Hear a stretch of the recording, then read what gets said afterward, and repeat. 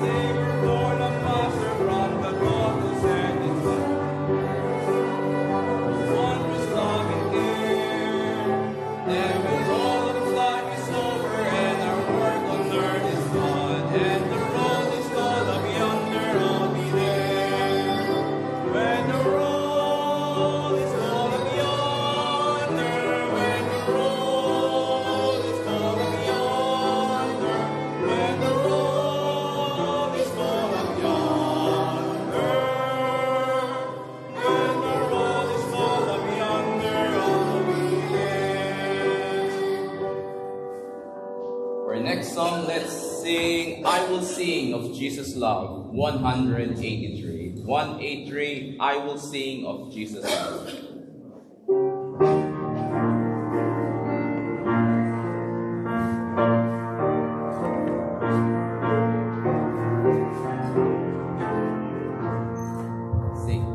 I will sing of Jesus' love, sing of Him who first loved me, for in them bright words of love and light of Calvary. I will sing of Jesus' love and His praise.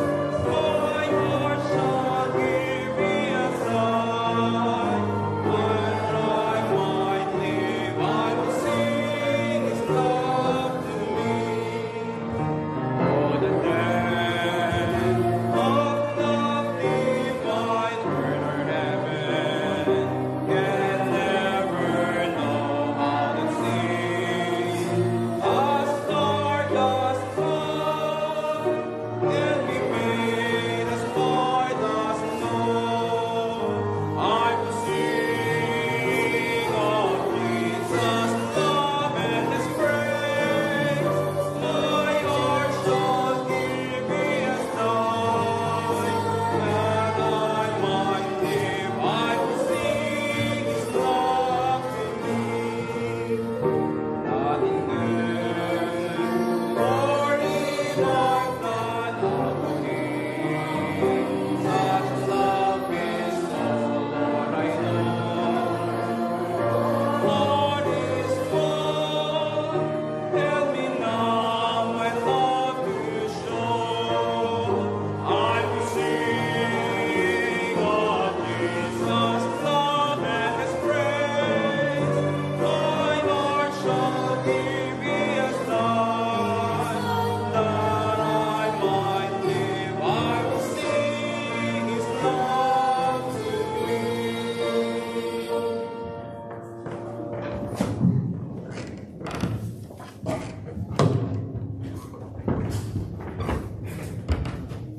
Happy Sabbath, church.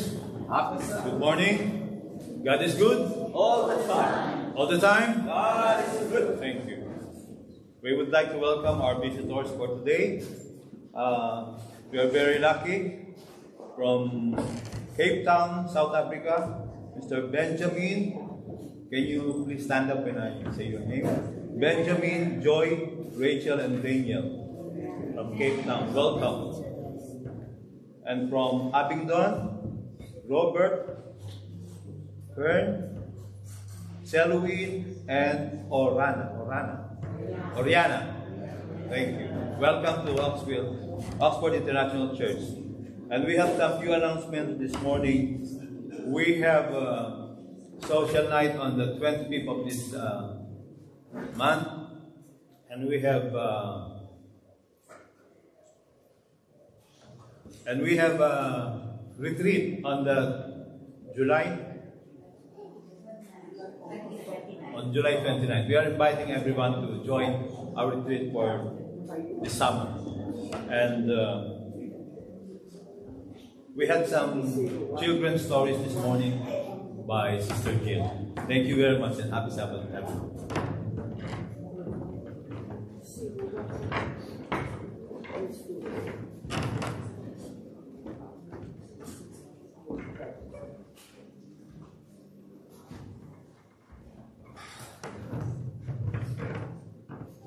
Right?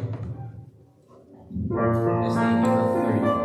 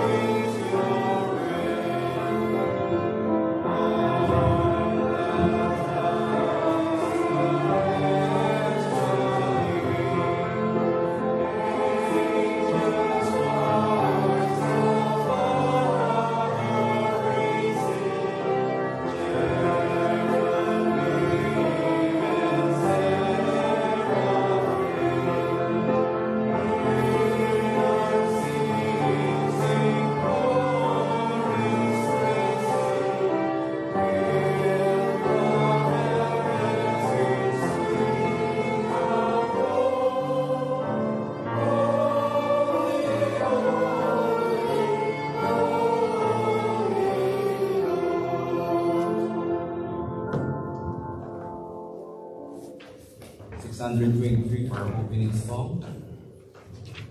I will follow you.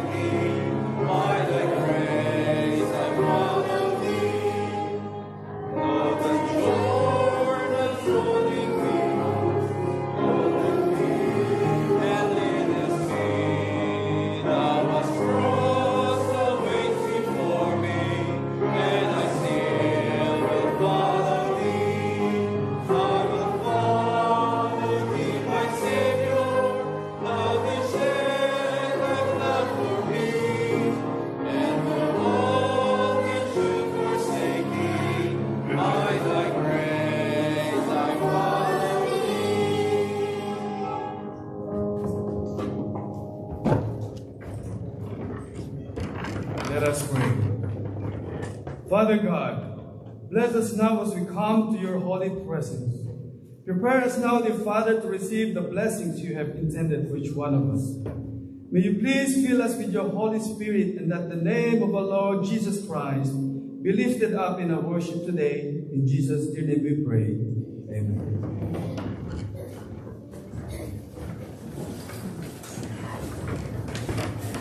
Happy Sabbath once again, brothers and sisters. I'm sorry I forgot to welcome Brother Gerald Enon and Sister Lita. Welcome back.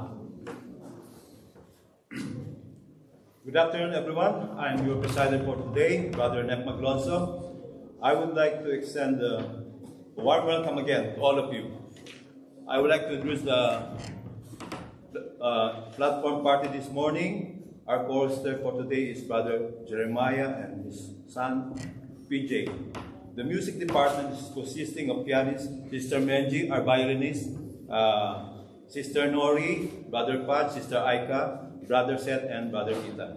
Our serving deacons for this morning is Brother Gerald and Brother Alex. The scripture reading will be rendered to us by Brother Ethan Maso. Tithes and offering will be rendered by Brother Pats Maglonso. The pastoral prayer will be rendered by Richard Arienda, Brother Richard Arienda. The special meditation will be given by Sister Josephine Sukumar. And the bread of life will be broken to us by Elder Bernard Maso. The title of his message is Loving Through Obedience. As we continue with the divine service, let us read from 1 Peter 4:10. As each one has received a gift, minister it to one another as good stewards of the manifold grace of God. The order of the program will proceed as mentioned. Happy Sabbath to all. I hope everyone has a blessed day today. Happy Sabbath.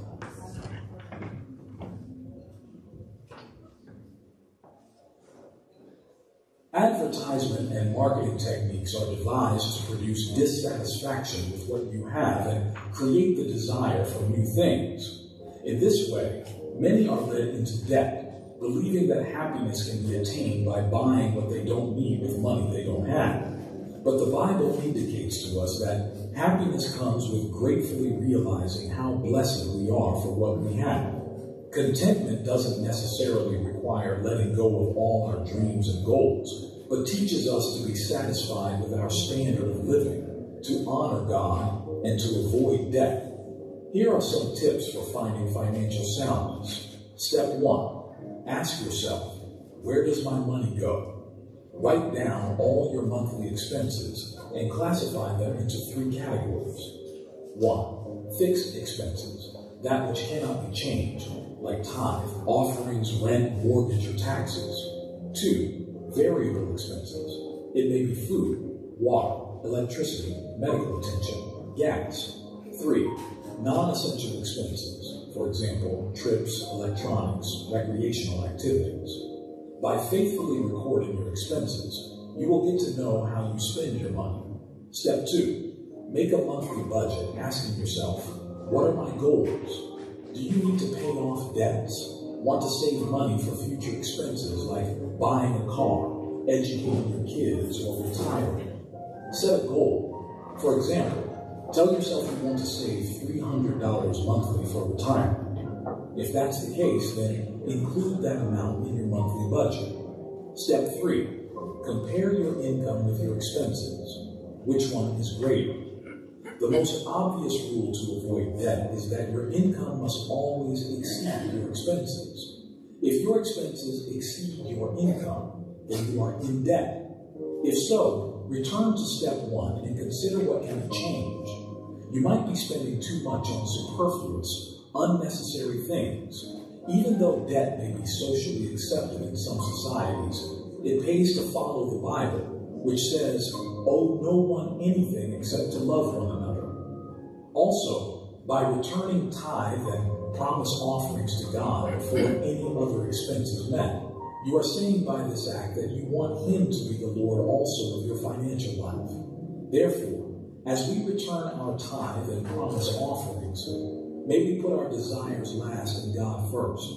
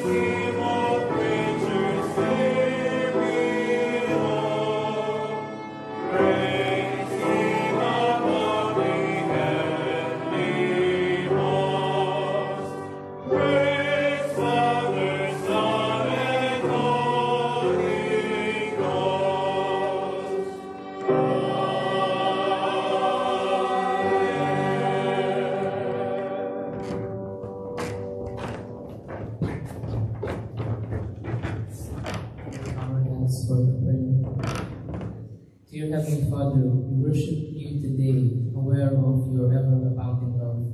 As we come into the divine service, may we confess our sins to you, and that you may be able to forgive them. We ask for blessings in our lives, so that we may be able to become closer to you, and that we may be able to serve our community better. So we ask in the loving name of Jesus. Amen.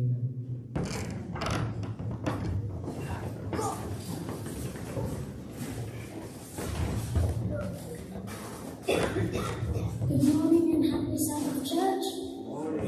The scripture reading today will be taken from John 14, verse 15 to 16 and 21. If ye love me, keep my commandments, and I will pray the Father, and he shall give you another Comforter, that he may abide with you forever. He that hath my commandments and keepeth them, he it is that loveth me, and he that loveth me shall be loved of my Father, and I will love him, and will manifest myself to him.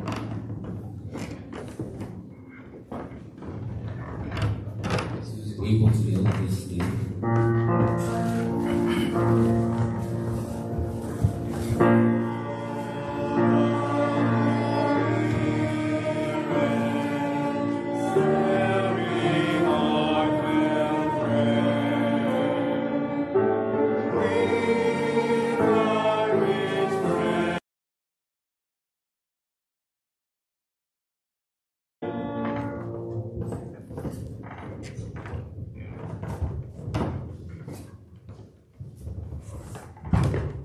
O merciful and gracious Father,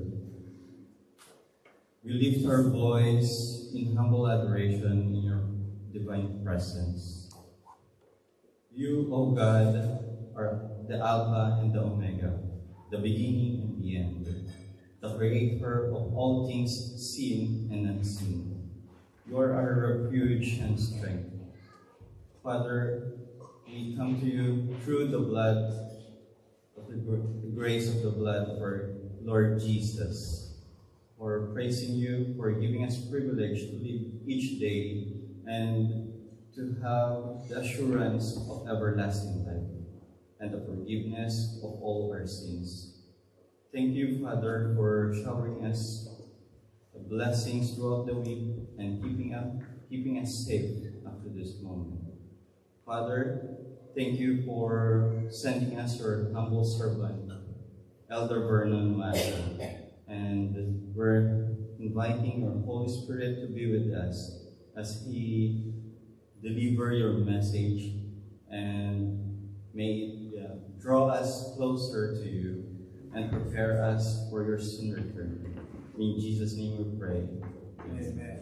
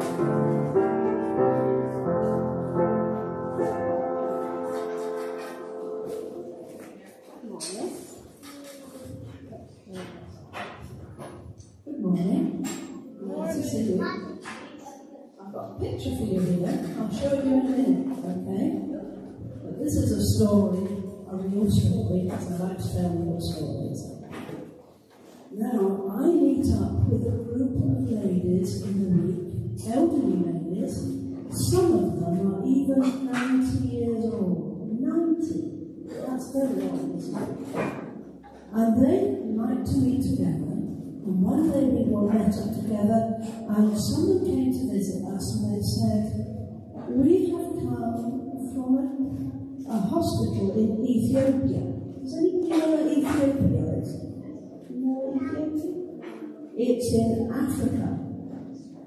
And this hospital in Africa, Ethiopia, were sending their mums with their new babies out of hospital. But the babies needed some blankets, because there were no blankets for them. And it gets cold in Africa at night. Sometimes we don't think about that, do we? And so they said to the old ladies, would you do something for us? Would you knit some blankets for the mums and babies in Ethiopia? Because what we try to do is every mum that leaves the hospital will go with a blanket for her baby. Well, the old ladies looked in the back of their cupboards and they found balls of wool that they hadn't used, and they borrowed off other people and they knitted. And some of them, their hands are really sore because they're old, and sometimes they get tired, but they knitted and knitted and knitted. And let me show you some of the blankets that they knitted. Wow. Share it with the people at the back so they can see. Can you see the lovely blankets that they knitted for the mums and babies?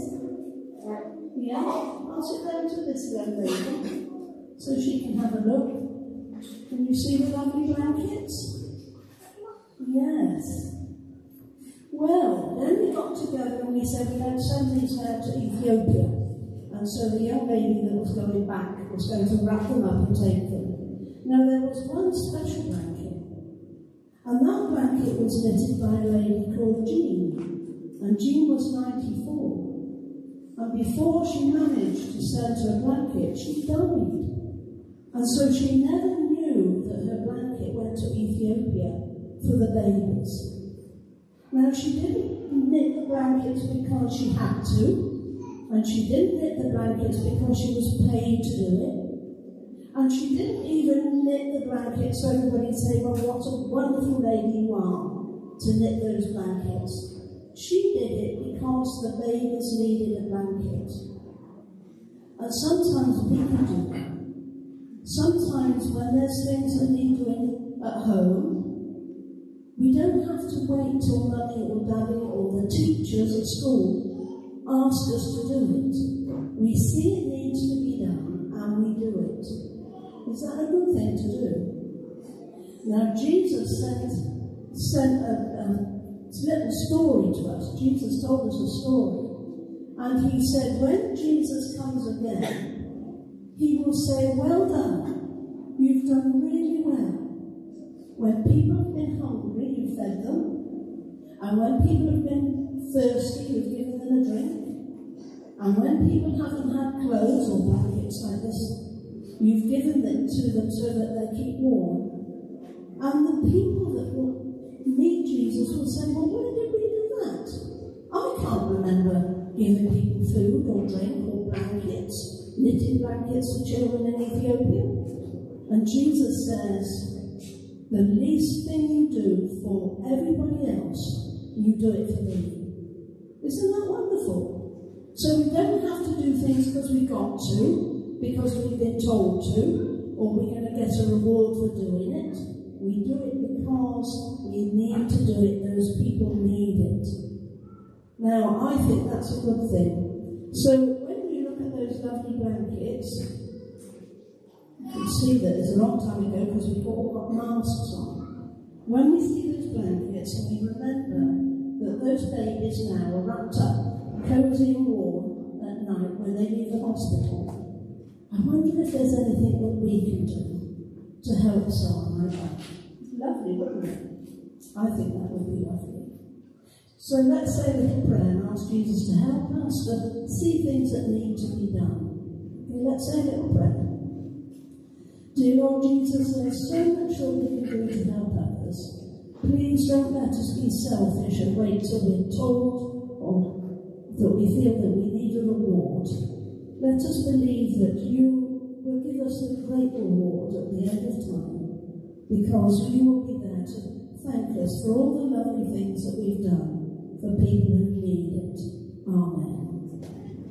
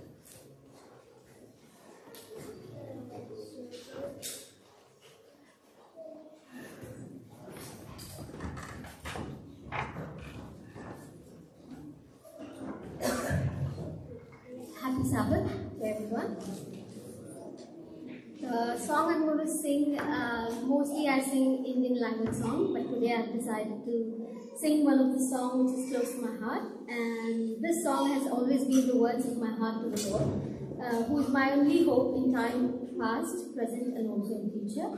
And it's titled as In Christ Alone.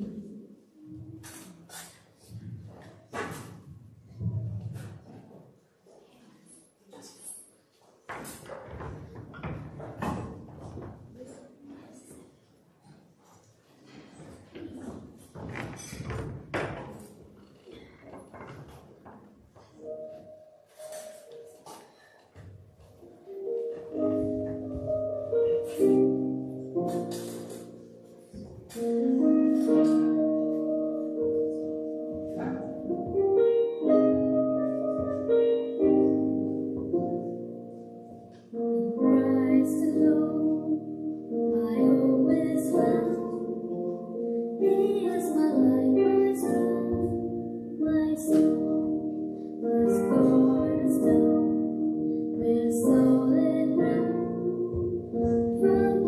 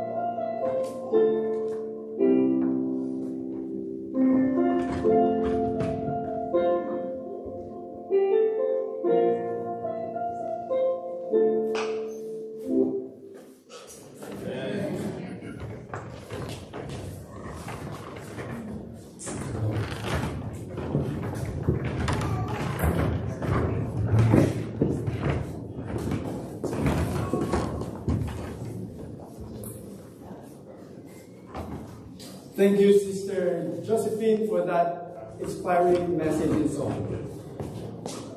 It is always a privilege to stand here in front to share the message that God has intended for each one of us. I would like to thank and praise the Lord for our media and communication team, for we are going wireless. As you would notice, there's no microphone on the front, and it's because of the hard work of our media and communication team. Praise the Lord. Before we dive into study God for today, let us bow our heads for a prayer. Dear Father, may I ask you to grant us wisdom as we seek you through your words. Anoint my lips, Father, that every word that will come out of my mouth will be yours and not mine, and that you and you alone will be glorified today. We ask you now, dear Father, to fill us with your Holy Spirit.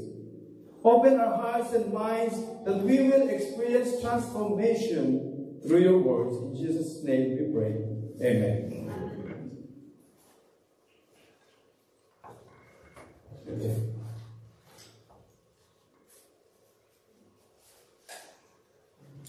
So, this man on the screen, he is General Leonard Wood. He was the United States Army Major General and an Army surgeon in the late 1800s. And in 1898, he received the Medal of Honor for his role in the Apache Wars. Apache War is the war between the United States and the Apache tribes. And Sir Leonard once visited the King of France, and the king was so pleased with him that he was invited for dinner the next day.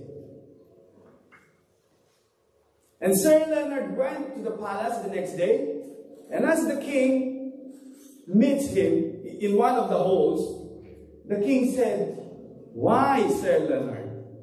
I did not expect to see you today. How is it that you are here?" And to surprise of Sir Leonard, he answered, "Did not your Majesty invited me for dinner today?" "Yes," replied the king, "but you did not answer my invitation."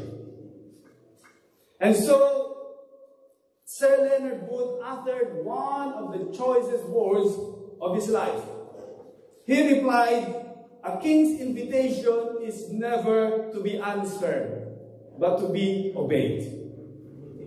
A king's invitation is never to be answered, but to be obeyed. And today, our message is about the importance of obedience, loving through obedience.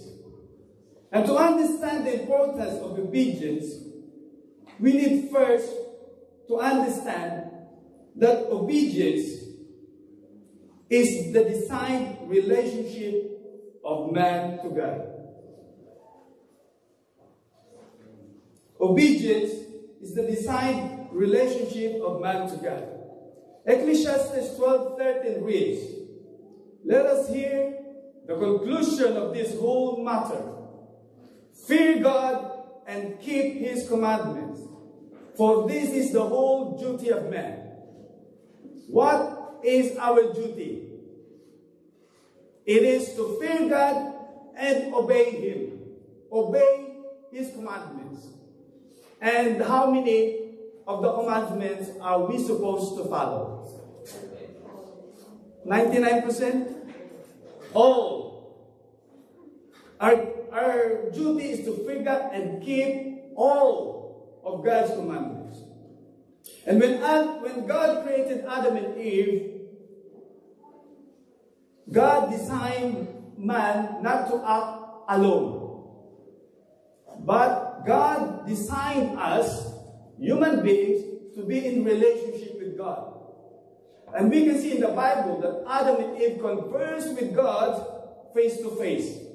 They have a close relationship.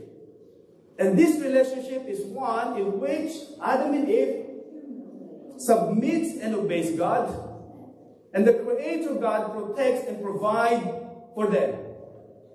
By design, man is dependent upon God and submit himself through obedience. But we know that obedience is a choice. Obedience is something that God cannot force to us.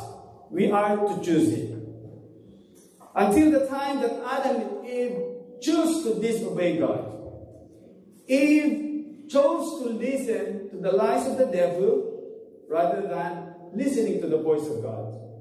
And Adam chose to listen to the voice of his wife Eve than choosing to listen to the voice of God. And we know that disobedience brought death and suffering to this once perfect world.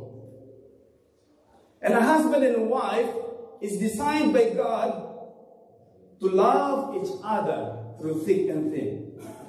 God designed husband and wife to be one flesh, and as we promise our spouse, till death do us part. But disobedience of man resulted to broken marriages and broken families. It was disobedience to this law that David took someone's wife, Bathsheba, and even had the husband Uriah killed. It was disobedience that led David to commit adultery and at the same time murder. In Proverbs 22, verse 6, we are told to train up a child in the way he should go. And when he is old, he will not depart from it.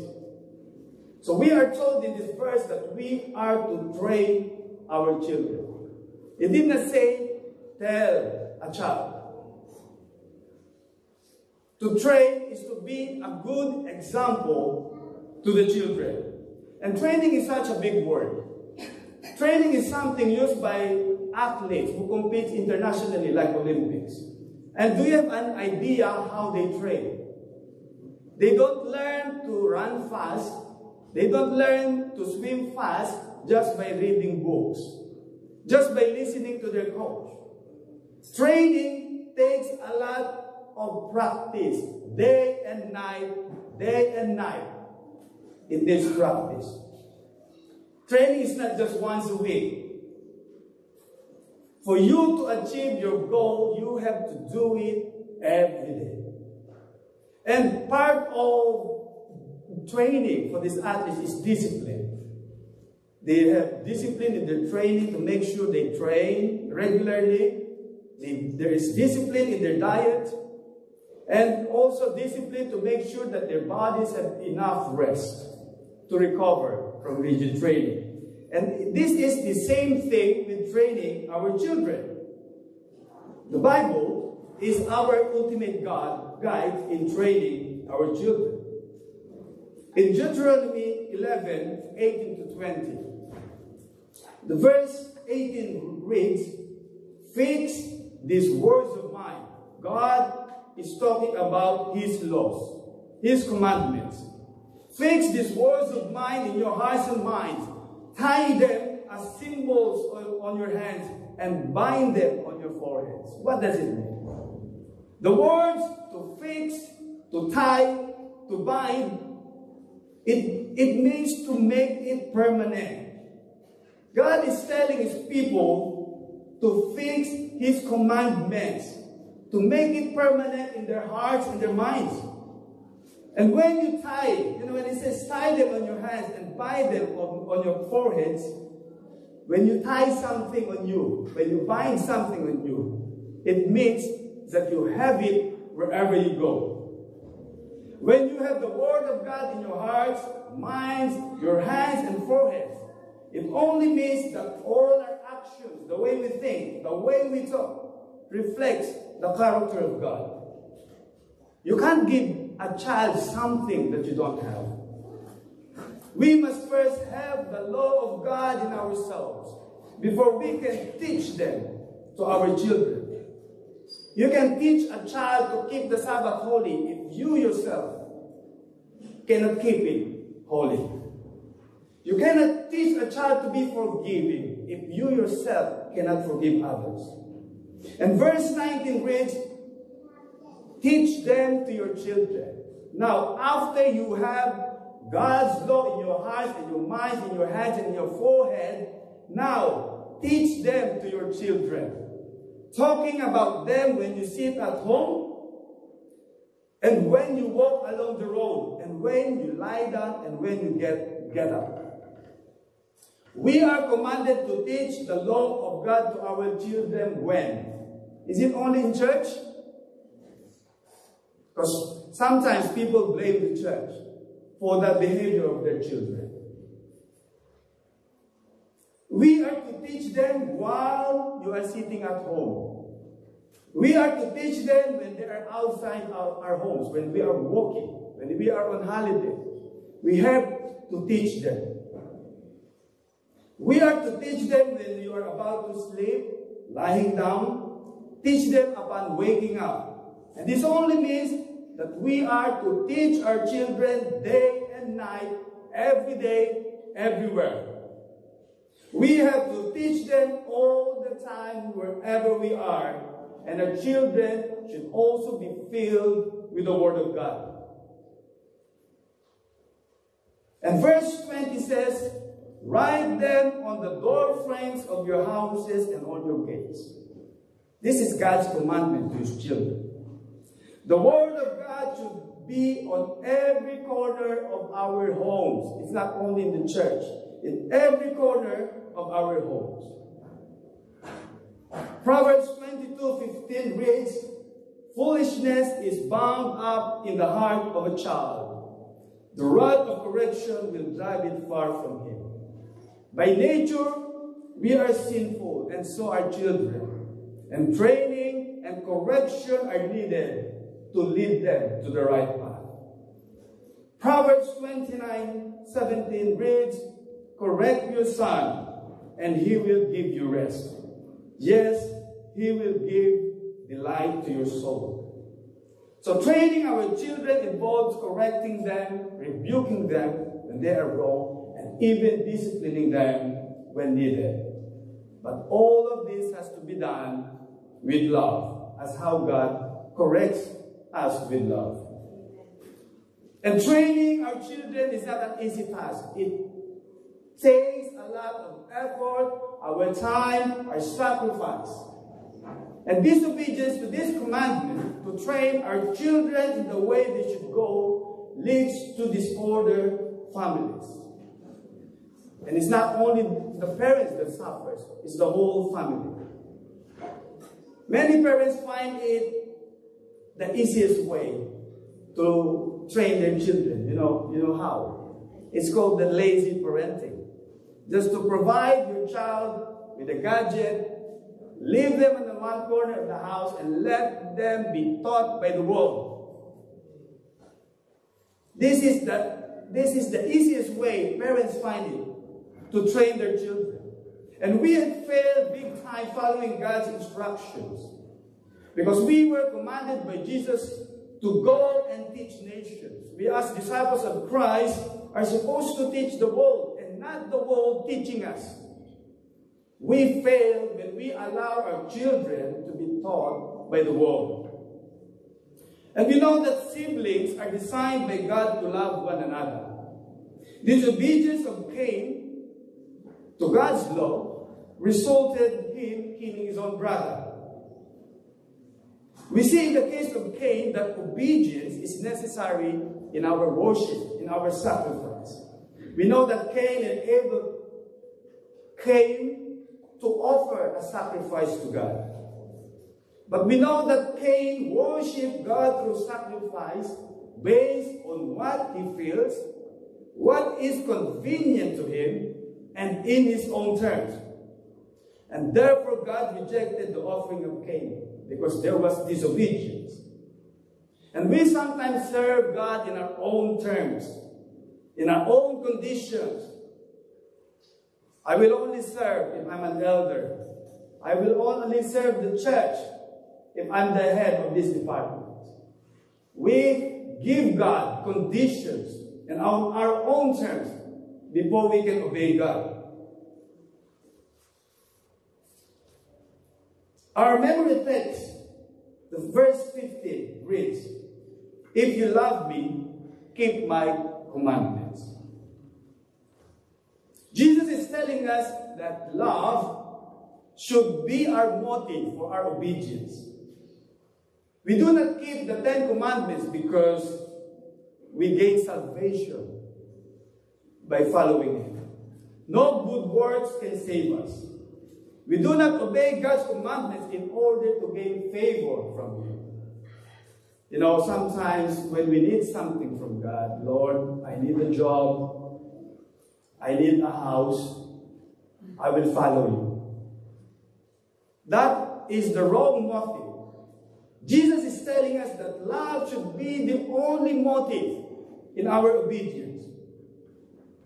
We cannot tell Jesus that we love Him if we are not obeying His commandments. It's just an empty words. They don't mean anything to God.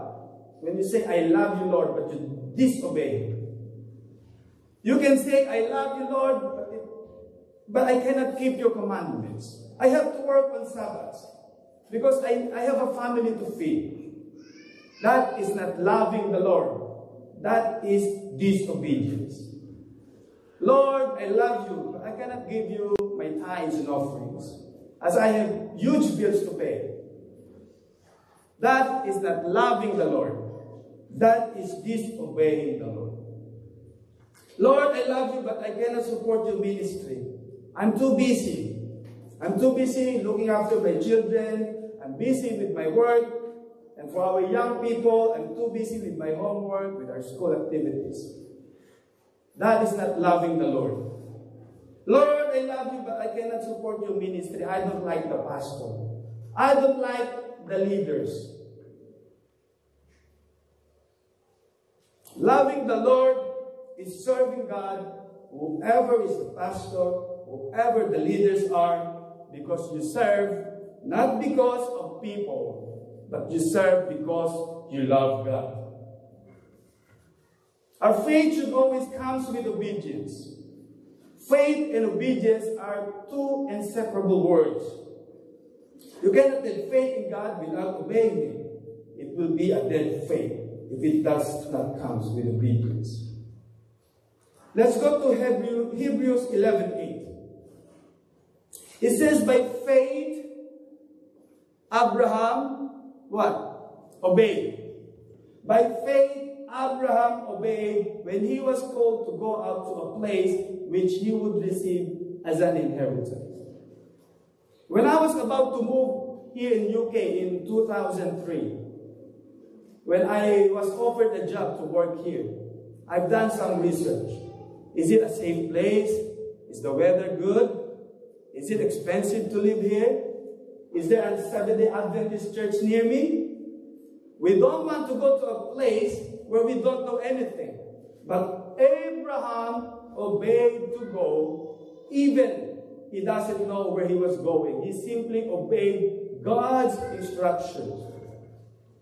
And in Hebrews 11:17, this is Abraham again. By faith, Abraham, when he was tested, offered up Isaac. God gave Abraham a command to offer his son Isaac. Abraham never reasoned with God. "Why would I offer my son? You promised me to be a father of many nations." He went with his son to Mount Moriah to obey God's command. And once again, Abraham showed what it means to have faith. It is faith with obedience. And how about Noah? Hebrews 11:17 says, "By faith Noah, being divinely warned of things not seen, moved with godly fear, prepared an ark for the saving of his household." God told Noah to build an ark and gave him specific instructions. God gave Noah the dimensions, the length, the height, the width of the ark, even how many decks. Just imagine if Noah did not obey and he made the decks too small that when the giraffe comes in, there's no place for his long neck. But we are told in Genesis 6:22, it says that Noah did according to all that God commanded him, so he did. And also in chapter 7, verse 5 of Genesis, it was repeated again. And Noah did all that the Lord commanded him. So twice we are told that Noah did everything that God has instructed him. So Noah showed his faith in God by obeying 100%. We as Seventh-day Adventists believe that we are God's remnant people in the last days.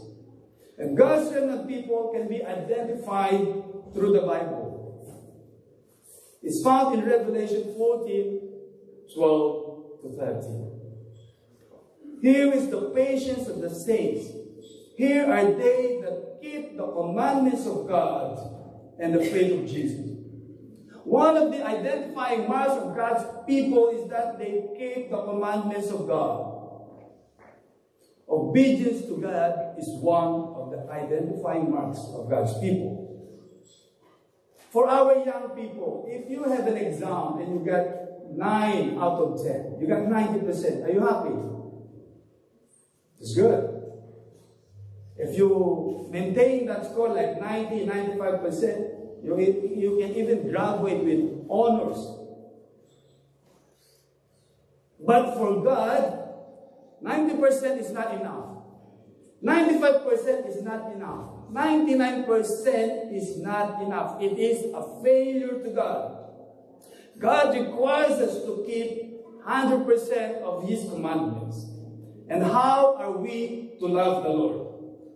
Mark 12:30 reads, "Thou shalt love the Lord thy God with 50% of your heart, with 90% of your soul." No. It says here that thou shalt love the Lord thy God with all. All means 100%. All of your heart, 100% of your soul, 100% of your mind, and 100% of your strength. God requires our 100%. The devil is likened to a roaring lion seeking whom he may devour. And to those who love to watch safari videos, I love watching safari videos. And you would notice that lions or hyenas, they just don't attack. They observe first the herd.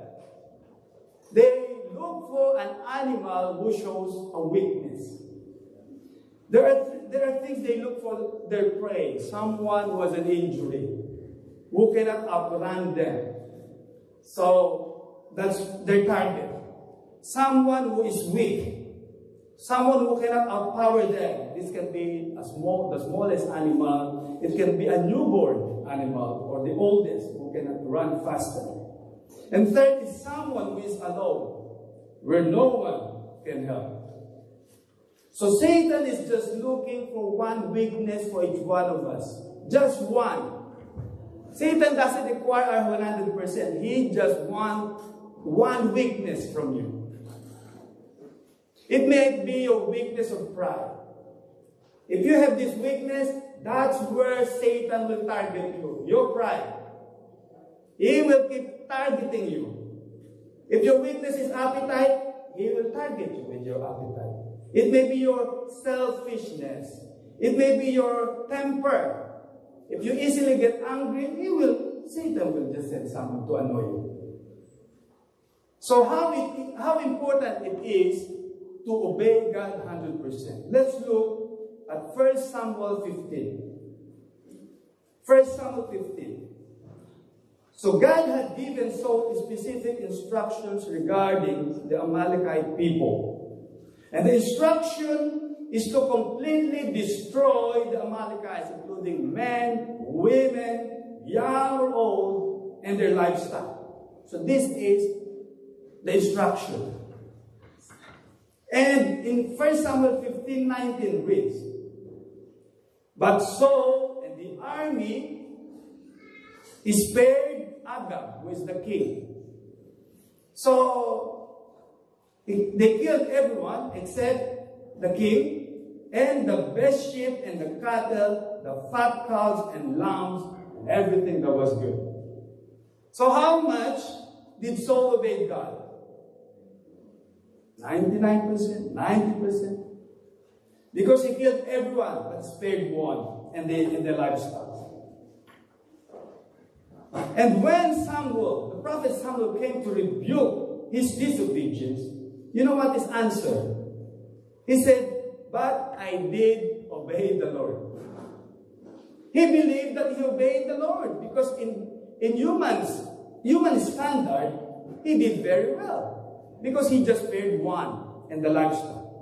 And he was even trying to justify his disobedience because he said that the best livestock was saved to be a sacrifice to the Lord. We save the animals, the good, the best animals, because we will sacrifice it for you.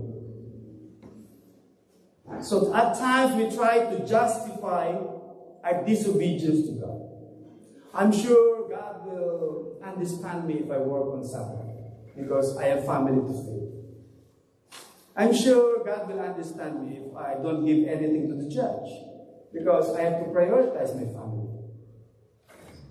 So Samuel replied in verse 22, "Does the Lord delight in burnt offerings and sacrifices as much as in obeying the Lord? To obey is better than sacrifice. To obey is better than sacrifice. Because you have rejected the word of God, He has rejected you as king." Because of disobedience, because he did only 90%, because he did 99%, God has rejected Saul as king of the Israelites. And we know that later on he was replaced by King David. Now, if our motive should be love, what is the measure of our obedience?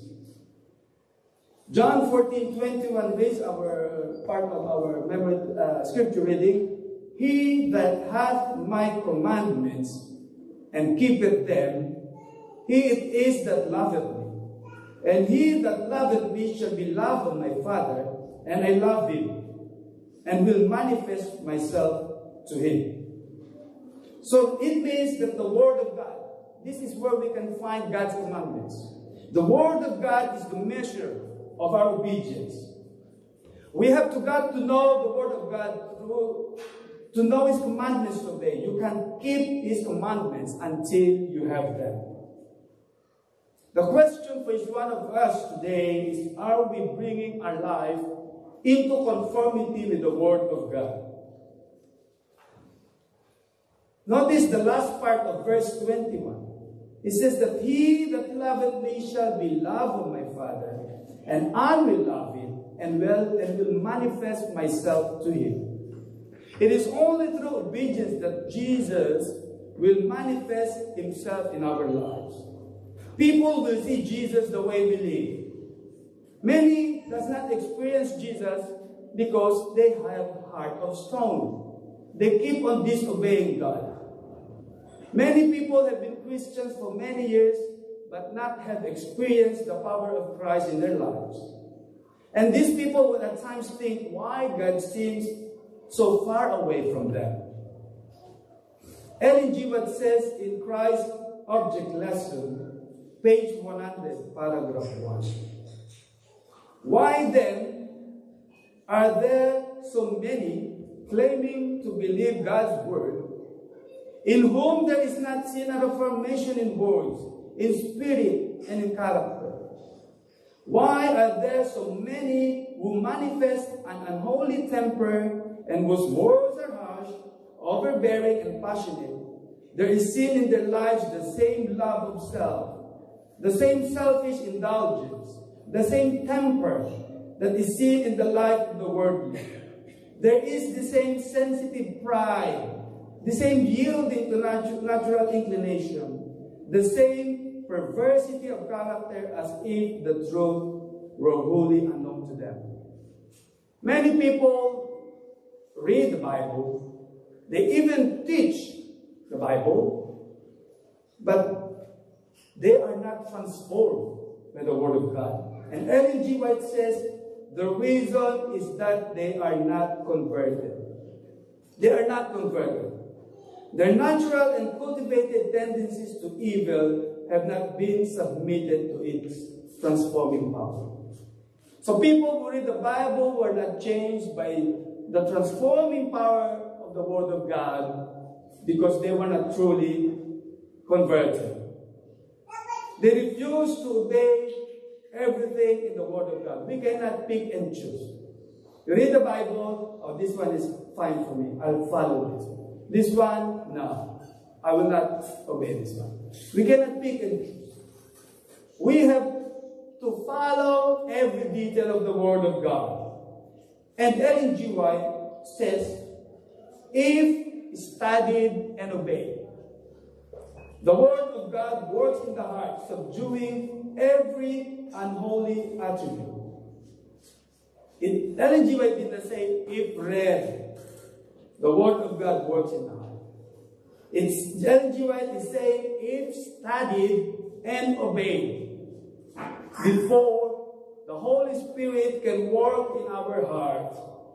The Holy Spirit comes to convict of sin, and the faith that springs up in the heart works by love to Christ.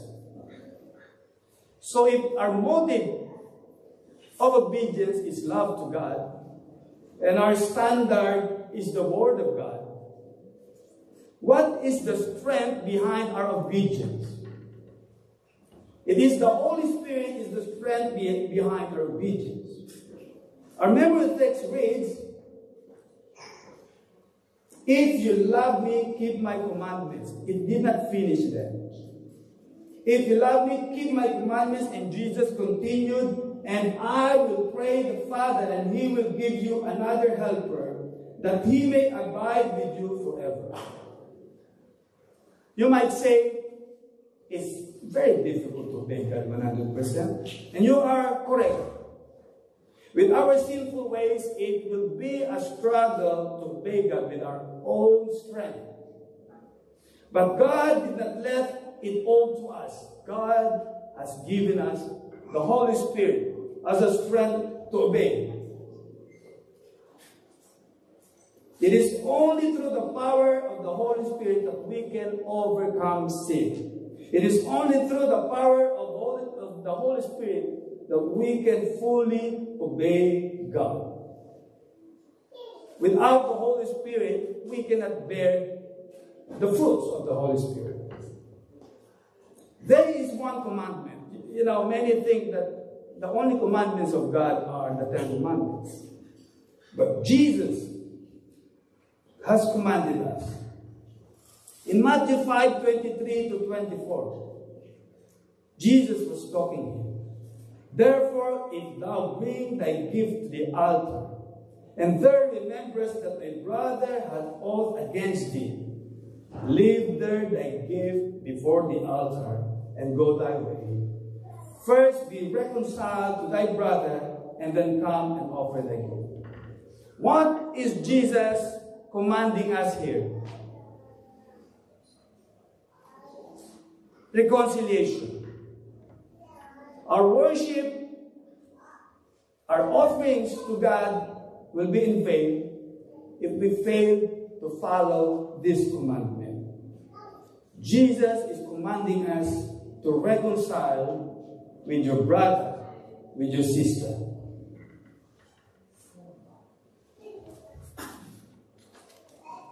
I'll give you another commandment. And actually, this is part of thou shalt not kill. You know, you think that even you not kill, you don't murder, you're obeying that commandment. But this is the commandment given by Jesus in Matthew 5:44 to 55. But I say unto you, love your enemies. Bless them that curse you. Do good to them that hate you. And pray for them which despitefully use you and persecute you, that ye may be the children of your Father which is in heaven. Is this a commandment or not? It is a commandment. Jesus is commanding us to love our enemies. How many of you will find this commandment so easy? If someone keeps hurting you, if someone keeps bombarding you, finding fault on you, is it easy to love that person? No. With our human tendencies, we will hate that person. We will harm them. We want revenge. But Christ is commanding us to love them. Love your enemies. How do you love your enemies? Bless them. Bless them that curse you. How can you bless someone that is cursing you, wishing you all the bad things in life? It can only happen through the power of the Holy Spirit. Do good to them that hate you. You just don't ignore them, but you have to do good on them. This is not possible by our own selves, but only possible with the power of the Holy Spirit that empowers us. Pray for them which despitefully use you and persecute you. You know, if you would come to me and complain about a brother, about a sister, I would always say, have you prayed for this person? Have you prayed for this person? Because if you cannot find it easy for you to pray for that person, that means you hate that person. You have to pray for that person, and this is the commandment of Jesus. And in the last part of the verse says, that ye may be the children of your Father which is in heaven. We claim to be a child of God. We claim to be sons and daughters of God. But many Christians are Christians only by name. They are nominal Christians. A mango tree bears mangoes because it is a mango tree. An apple tree bears apple because it is an apple tree. It bears the fruit naturally. A child of God bears what? The fruit of the Holy Spirit. Because he or she is a child of God, it comes naturally. Is it easy to obey 100% by our own selves? No. Is it possible? Yes. Because Philippians 4:13 says, I can do all things through Christ who strengthens me. The strength is definitely required to live the Christian life, but not the strength that comes from us, but the power that comes from yielding to God, who strengthens those who acknowledge their weakness and dependence on Him. You cannot truly love God without the Holy Spirit. You cannot truly obey God without the Holy Spirit empowering you. To love your enemies is only through the power of the Holy Spirit. To do good to those who hate you can only be done through the power of the Holy Spirit. To pray for those who persecute you can only be done through the power of the Holy Spirit. Obedience is the secret to be happy. People are looking for the secret to be happy. They seek happiness in many different things. Wealth, fame, power. But all the efforts are in vain. True happiness is a blessing of God. It is a fruit of the Holy Spirit.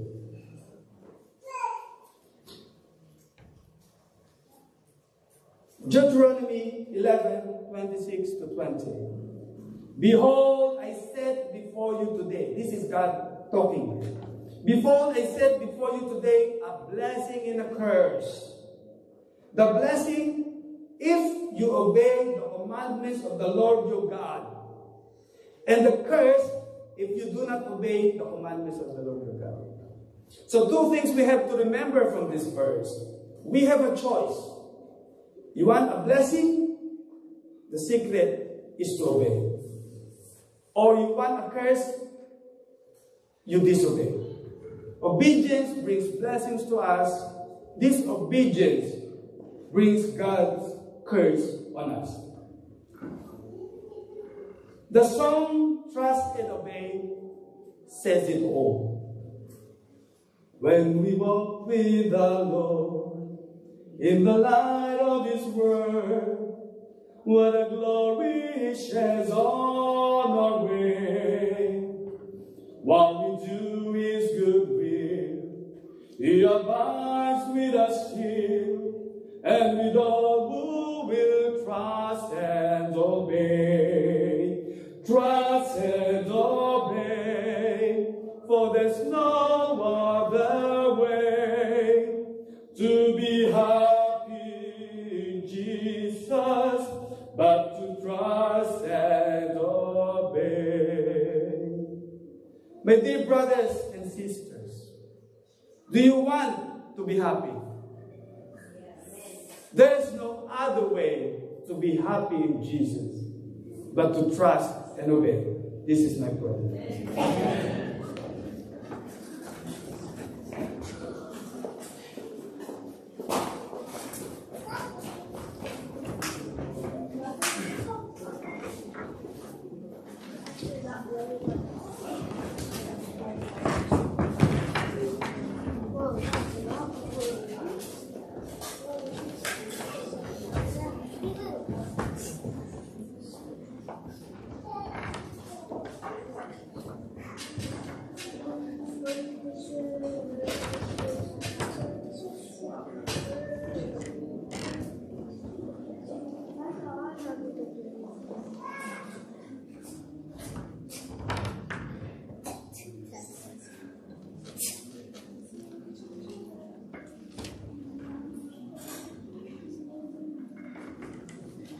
Thank you. Hello.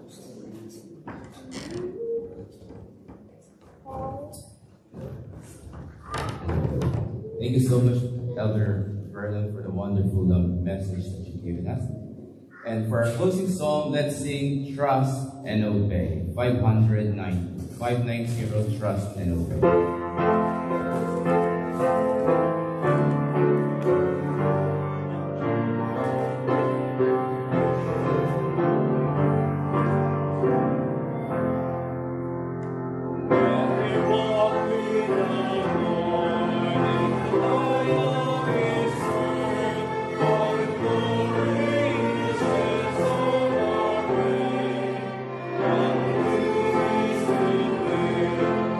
Abides with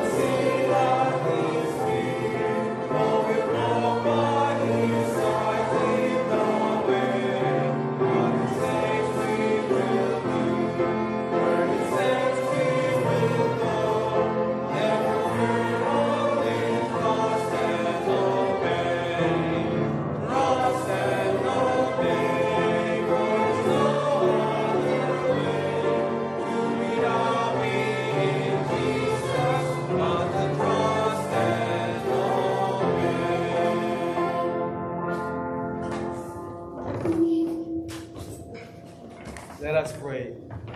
Father God, may your words today transform our character to be obedient and with willing hearts submit ourselves to your will. May your words inspire us to love others as how you have loved us. And as we leave this place, dear Father, may the love of God our Father, the grace of the Lord Jesus Christ, and the fellowship of the Holy Spirit be with us all. We ask this in the loving name of our Lord and Savior Jesus Christ. Amen.